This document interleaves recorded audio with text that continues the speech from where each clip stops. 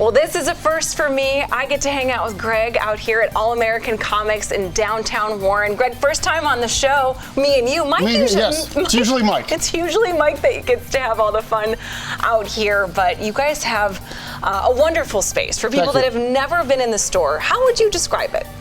It is a cornucopia of fun, I guess would be the best term to use, but we do a little bit of everything, you know, for any type of collector, you know, be comic books or role-playing games or card games or toys or board games. We have a little bit of everything here. That's the same, and the same goes for the location that's out in Boardman, but we're here today and you guys have a huge sale coming up, perfect for the end of the school year. Kids are getting ready for the summer. I mean, when we hear about sales like this, I like stop everything and I'm like, really? 30% off? Correct. Of what? Everything. If it's in stock, bring it up to the counter, you get 30% off. You don't do this very often, do you? Rarely.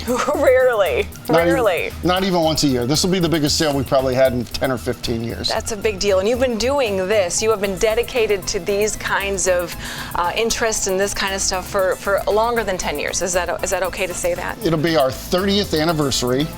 And we're going to have it the same weekend as National Free Comic Book Day. Okay. So every publisher that participates we have to buy free comic books to give away. They cost us about a quarter to 40 cents a piece, but we'll get in a couple thousand at each store, and then we'll get 200 to 300 people to come to each store for the intent and purposes of Free Comic Book Day and also our 30th anniversary. So those dates are coming up quickly, right? May 6th and 7th. So 1 month. Just one, not just a matter of weeks, and then this place is going to be a zoo. It's going to be crazy. Yes. You see so many different age groups come in the store. So many different people with different memories and things like that. How does it make you feel as a store owner? It's I won't say funny, but it really tugs at my heart when somebody comes in and goes, I came here back in the 90s and now I'm bringing my son or daughter in. Or in some cases even grandkids. And I sit there and I do the math and I'm like, I guess that is, you know, it could happen. Possible, it could right? possible, I guess possible. So. But, you know, a lot of guys will come in, we won't see them, they'll hit 24, 25 years old and they'll come back when they're 30 or 32 and have, you know, a 4 or 5 year old with them and go, I was into this stuff, I want my children to be, you know, into a good, clean, wholesome hobby that won't break us financially. Right, exactly.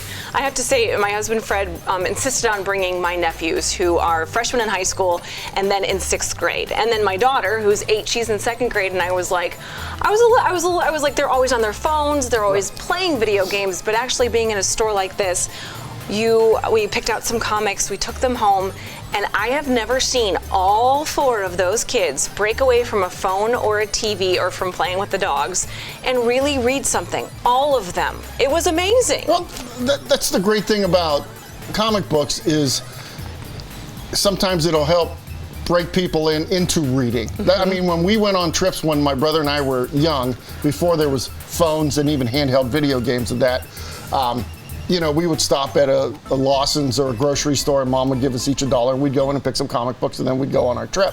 You know, so it kept us quiet. Right. And it also helped, you know, us read. And I want to say that. And you can't put a price on that. No, you can't, because Sabina, sometimes, you know, we have to fill out the paperwork for school. We have different assigned readings, but anything that looks like this, you put anything like a jack-o'-lantern or something a little bit scary, and my daughter, for some reason, she thinks she's like into something special.